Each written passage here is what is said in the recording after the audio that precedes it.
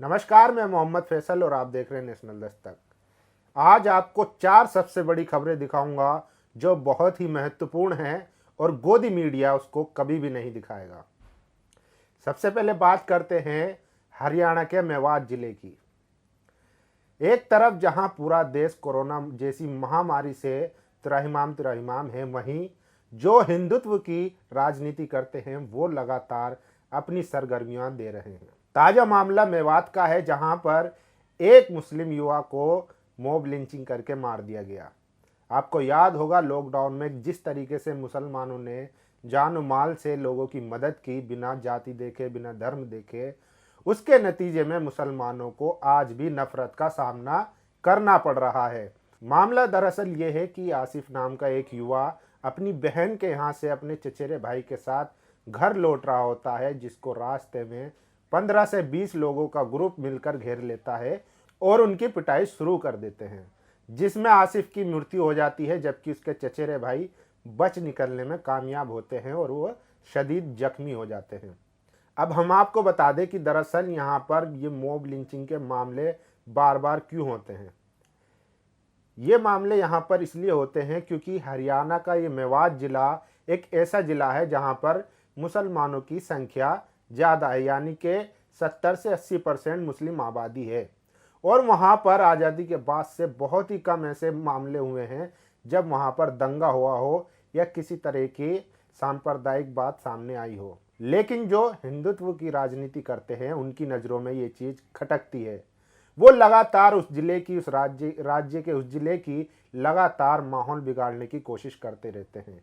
वो चाहते हैं जो समुदाय, जो पीड़ित समुदाय है, वो किसी तरह की रिटेलिएट करे, किसी तरीके से हरकत करे और हम इसको सांप्रदायिक बनाएं और ये पूरा जिला जो मेवात है इसके जरिए हम फिर से देश में ऐसा माहौल बनाएं ताकि लोगों की सिंपैथी फिर से बीजेपी और मोदी के समर्थन में लाई जा सके। इसीलिए बार बार वहां पर इस तरह के वाकयात होते हैं।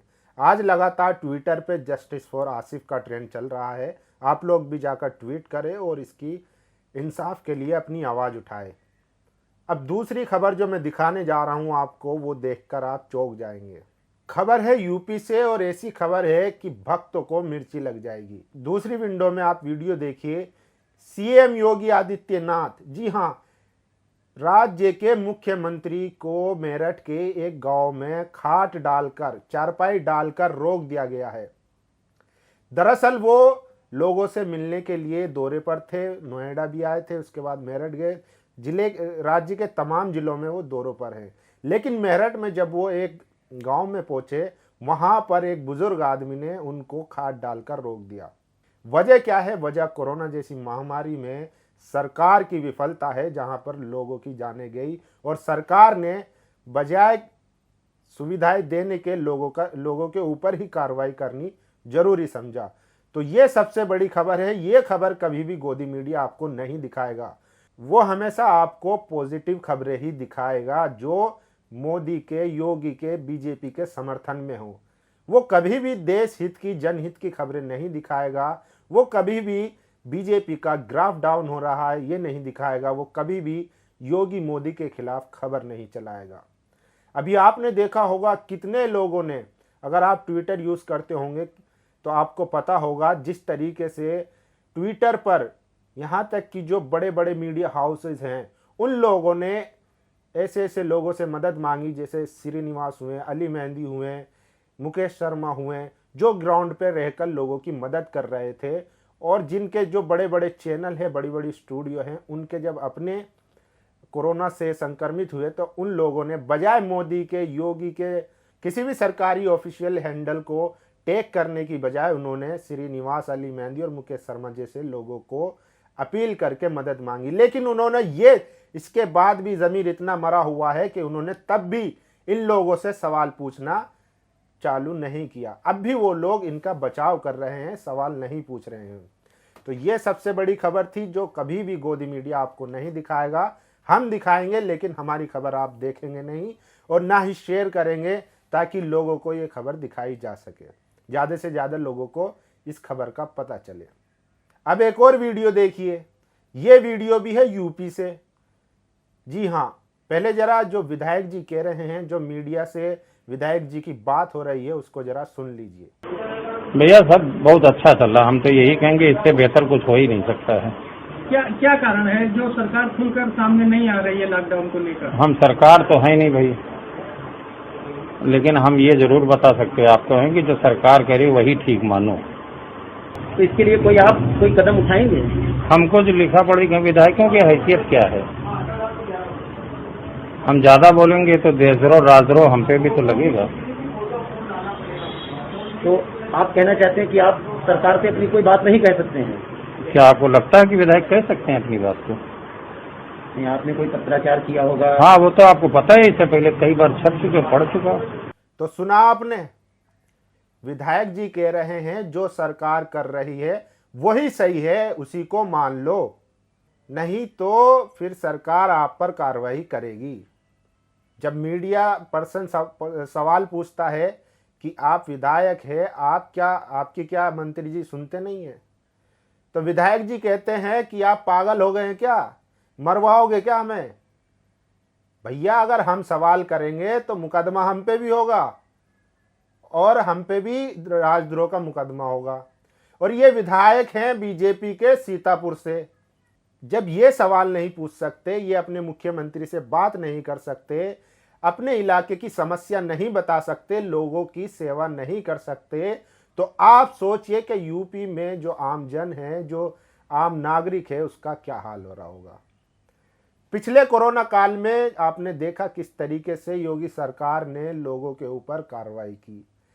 एक आदमी जो अपनी वाइफ की चीजें पहनकर ऑक्सीजन खरीद कर दूसरे की मदद करता है, यूपी पुलिस उस पर एफआईआर कर लेती है। वहीं एक बुजुर्ग महिला अपने बेटे को ई रिक्शा में लेकर जाती है, जो माननीय प्रधानमंत्री की कॉन्स्टिट्यूएंसी बनारस का मामला था, उसमें उसको बेड ना मिलने की वजह से उस माता के बेटे की मृत्यु हो जाती है और वो रिक्शे में डालकर ले जाती है। कितनी शर्मसार कर देने वाली ये खबर थी, ये तस्वीर थी।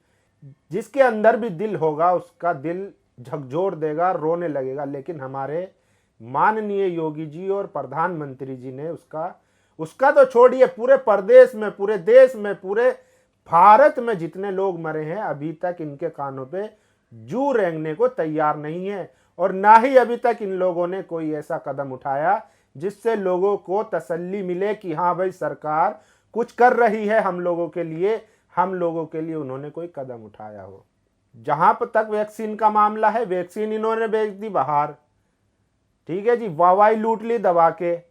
अब जब अपने लोगों को लगाने का नंबर आया, अपने लोगों को वैक्सीन देने की बारी आई, तो इनके पास वैक्सीन नहीं है। पहला डोज लग चुका है, वो भी अभी बहुत कम लोगों को लगा है, जब और उसके बाद ऐलान कर दिया दूसरा डोज लगेगा 3 महीने बाद, 4 महीने बाद। अरे भाई यूं क्यों नहीं कह देते कि अगले जन्म में ही लगेगा ये डोज? एक डोज लगा के दूसरा डोज 4 महीने बाद देने का क्या मतलब है? और वाहवाही लूटनी हो तो दुनिया भर में इन्होंने वैक्सीन भेज दी। आज अपने लोग मर रहे हैं तो इनके पास वैक्सीन नहीं है। तो ये सरकार सिर्फ प्रचार प्रसार से चल रही है। इन लोगों को जितना अपना नाम करने में मजा आता है, इतना ही इनको लोगों की जान लेने में मजा आता है। गंगा में हमने देखा किस तरीके से लाशों के अंबार लगे हुए हैं, इक्का दुक्का नहीं, सोइयों लाशें बह रही है। उसके गंगा के किनारे पे जो रेत है उसमें लाशें दबी हुई हैं, लेकिन इन लोगों को कोई फर्क नहीं पड़ा। और हमारी माननीय अभिनेत्री जी आकर ज्ञान देती है कि ये तस्वीरें नाइजीरिया की है, ये मोदी सरकार को बदनाम करने का षड्यंत्र है। जो देशद्रोही, जो गद्दार, जो लोग यहाँ भारत को बदनाम करने की कोशिश करते हैं, उन लोगों के द्वारा ये तस्वीरें फैलाई जा रही है। एक महिला जो सिलेंडर लगाकर रोड पर बैठी थी, उसको कहती है ये अब की नहीं है बल्कि पुरानी है, कोरोना काल से पहले की है। अरे भाई पुरानी हो या अभी हो, उसकी स्थिति तो देखो, उस माता का दर्द तो महसूस करो। पता नहीं इस महिला, इस अभिनेत्री का दिमाग किसने हाईजैक कर लिया है, किसने। लोगों को कहते हैं कि अक्सर पहले मुसलमानों को कहा जाता था कि ये रेडिकलाइज हो गए हैं, इनका ब्रेन वॉश कर दिया है, लेकिन मैं देख रहा हूं कि जो हिंदू समाज है, जो इस तरह की अभिनेत्रियां हैं, जो हिंदुत्व आइडियोलॉजी को फॉलो करते हैं, वो लोग किस तरीके से आज रेडिकलाइज हो गए हैं। दुनिया के किसी भी कोने में अगर मुसलमान को दर्द होता है तो इन लोगों को मजा आता है। इसी सिलसिले में मैं एक और खबर आपको बताऊं। आपको मालूम होगा कि इजराइल और फिलिस्तीन में एक हफ्ते से लगातार जंग जारी है। अब उसमें भारत दो धड़ों में बंट चुका है। एक तो वो लोग हैं जो फिलिस्तीन के समर्थन में है और दूसरी वो भक्त मंडली है जो इजराइल के समर्थन में है। अब इन भक्तों का समझ में नहीं आता कि ये किसके समर्थन में है। अगर हिटलर यहूदियों को मारता है तो ये हिटलर के समर्थन में है, और यहूदी अगर मुसलमान को मारते हैं तो ये यहूदियों के समर्थन में है। ये अंग्रेजों के भी मुखबर थे और ये यहूदियों की मौत पर भी हंस रहे थे, और आज जब मुसलमानों पर, बच्चों पर, औरतों पर बम बरसाए जा रहे हैं इजराइल की तरफ से, ये उनके भी समर्थन में है। हैशटैग चला रहे हैं जनाब, I stand with Israel, India stand with Israel. अब इनको ऐसा तमाचा लगा है कि भक्त अब अपना मुंह छिपाए फिर रहे हैं कि इनको जगह नहीं मिल रही। पूछो क्यों? दरअसल मामला ये हुआ कि यूएनओ में डिबेट हुई मिडिल ईस्ट पे। अब उसमें जो भारत के रिप्रेजेंटेटिव थे, जो एम्बेसडर थे, उन्होंने कहा है कि इंडिया फिलिस्तीन के लोगों के साथ खड़ा है, फिलिस्तीन के साथ खड़ा है। जरा इनका ये वीडियो भी सुन लीजिए, फिर हम आपको बताएंगे कि भक्तों की मंडली में क्यों आग लगी है, क्यों उनको दिक्कत हो रही है।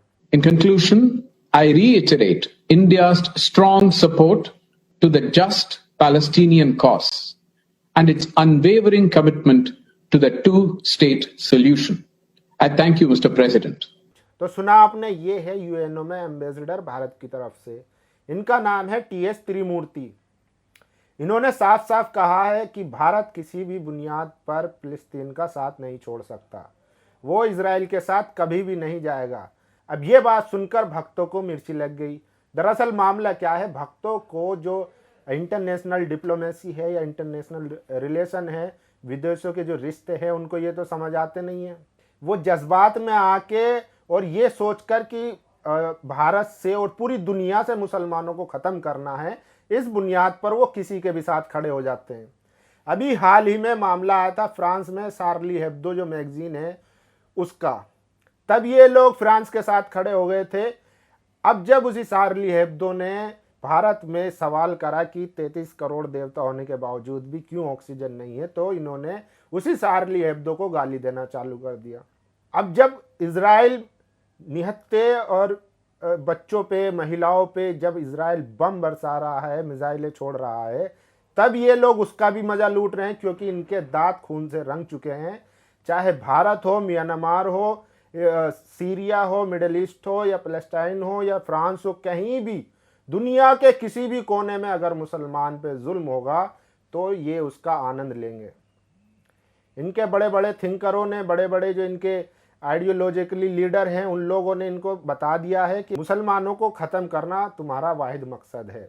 एक तरफ जब ये लोग इंडिया स्टैंड विद इजराइल का ट्रैक चला रहे थे, उसी टाइम पे भारत में इनके बुजुर्गों की, हमारे बुजुर्गों की जो लाशें थी वो गंगा में बह रही थी। इन्होंने सत्ता में बैठे मोदी जी से सवाल करने की बजाय इंडिया विद स्टैंड इजराइल का हैशटैग चलाना जरूरी समझा, लेकिन इन्होंने सत्ता में बैठे मठाधीशों से सवाल पूछना जायज नहीं समझा। और ये लोग हमेशा से, इनकी ऐसी कारस्तानी रही है, इसीलिए हर मामले में, हर मुआज पर ये लोग मुंह की खाते आए हैं। अगर ये लोग 2014 के बाद से अगर मोदी से सवाल करना चालू कर दिए होते, नोटबंदी पे सवाल करते, जीएसटी पे सवाल करते, तो ये लोग आज या भारत के ये हालात ना होते। अभी हाल ही में अमेरिका ने कोरोना मुक्त होने का ऐलान कर दिया और वहां से मास्क को अनिवार्य से हटा दिया गया है कि अब आपकी मर्जी है कि आप लगाए या ना लगाए। लेकिन भारत में आज भी 1 साल बाद भी स्थिति वहां की वहां है, बल्कि उससे भयावह हो गई है। पहले जब वेव कोरोना का आया था तो उसमें लोगों की जानें कम गई थी, लेकिन दूसरे वेव में तो पूरे भारत में ऐसा वेव आया कि लोग त्राहिमाम छोटे से छोटे गांव में, बड़े से बड़े शहर में लोगों की लाशें सड़कों पर और शमशानों में, कब्रिस्तानों में और गंगाओं में बहने को मजबूर थी। तो भक्त मंडली आज भी ये सोचकर संतुष्ट है, उसे मजा आ रहा है कि फिलिस्तीन में मुसलमानों पे जुल्म हो रहा है, उनको मारा जा रहा है, उनको काटा जा रहा है, लेकिन घर में हमारे क्या हो रहा है, हमारे बड़े को, हमारे बुजुर्ग, हमारे माता पिता, हमारे बहन भाई रिश्तेदार वो गंगा में तैरने को मजबूर है। उनको जो आखिरी अंतिम विदाई होती है उनको वो तक नसीब होने को तैयार नहीं है, लेकिन फिर भी इनकी जबान नहीं खुल रही है।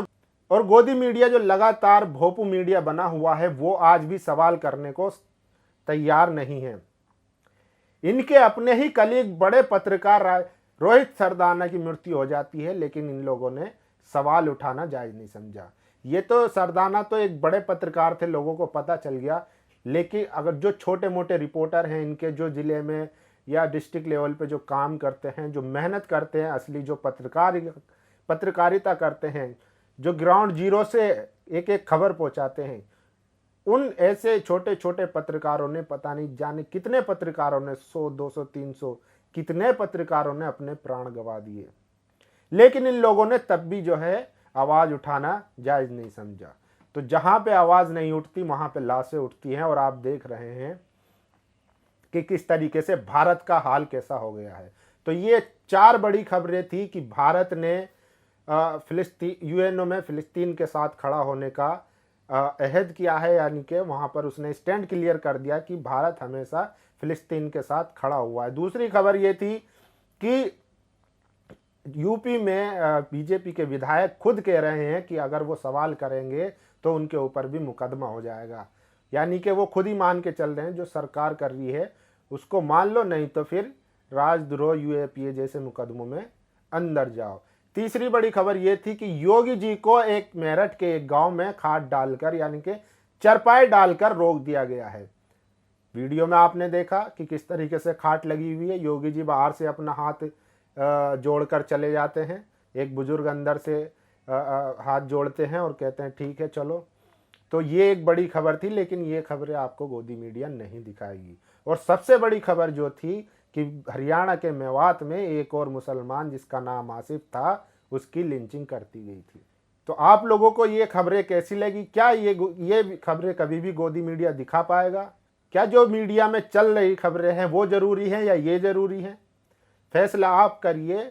नेशनल दस्तक की आपसे गुजारिश है कि अगर इसको बचाना चाहते हैं तो नेशनल दस्तक को सब्सक्राइब करने के लिए रेड कलर के सब्सक्राइब बटन को दबाएं, फिर बेल आइकन की घंटी दबाएं। नेशनल दस्तक को बचाने के लिए बहुत जरूरी है कि हर खबर को शेयर करें, लाइक करें, कमेंट जरूर करें।